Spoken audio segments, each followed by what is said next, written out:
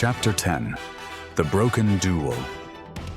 Back on the sacred world of the Kais, silence reigned. Supreme Kai and Kibito teleported to the sacred library. It was a place suspended in the void, bathed in a dim light. Infinite shelves rose toward the darkness, laden with scrolls and forgotten artifacts. Supreme Kai moved quickly, his expression severe. Kibito, the energy we sensed at the gates of hell is unusual. Search for records, anything on dark forces that manipulate energy, beings that steal the essence of others. They both began to review ancient volumes. Only the whisper of pages and the crackle of scripts glowing in the shadows could be heard. Meanwhile, in the battle, Gravek panted. He had strained his mind control against Goten and was now exhausted. Even so, he let out a malicious smirk. "My master will be pleased when I deliver warriors like you to him." A burst of water shattered the sea's surface. Piccolo emerged, soaked but unshaken. His gaze hardened upon seeing Goten dominated. A vein throbbed at his temple, betraying his contained fury. "So you don't work alone," he said, roughly wiping away a trace of blood. "Who is your master? What is he planning?" "Don't worry. Soon you will all be part of the plan," Gravek replied with a smile as he extended his hand toward Goten. "Attack your friend. I'll take care of this one." The pier was a graveyard of wood and stone. Goten, enveloped in the aura of a Super Saiyan 2, advanced with vacant eyes and strikes that bore no trace of his true self.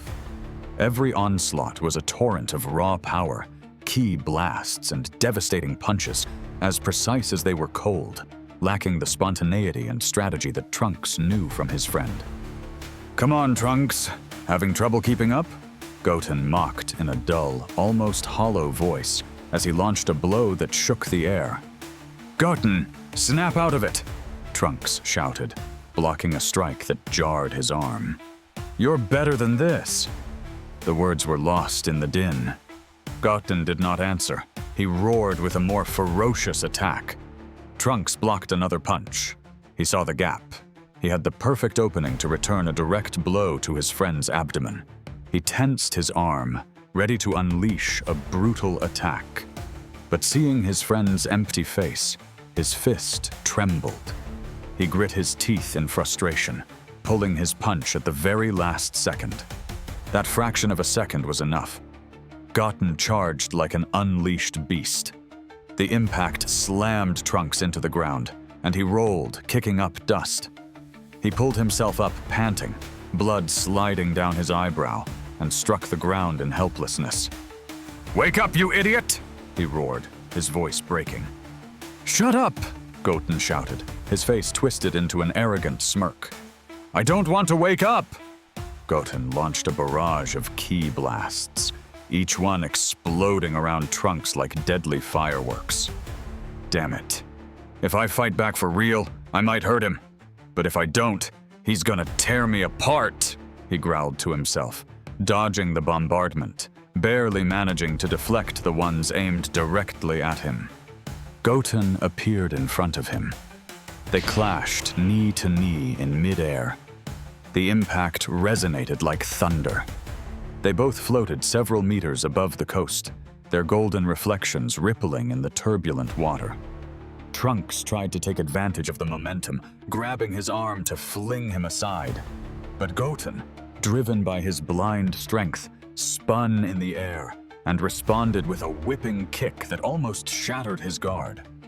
Trunks barely managed to absorb the blow with his forearm. The pain shot up to his shoulder like an electric shock. The exchanges were fast, a choreography of contained destruction where Goten's taunts resonated with an unnatural coldness, while Trunks' grunts of effort betrayed his anguish. It was a duel of power and despair, where Goten's mind was a battlefield in shadows. On another front, Halira and her companions had already managed to subdue the controlled Torians.